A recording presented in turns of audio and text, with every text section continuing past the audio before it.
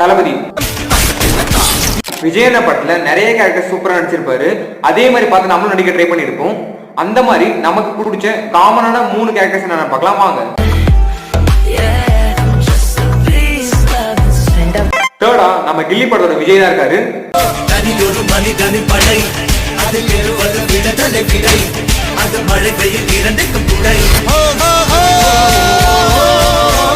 ரீசெண்டா ரிலீஸ் ஆன கோட் படத்துல இருக்க சஞ்சய் கேரக்டர் தான் இப்போ செகண்டா இருக்கு.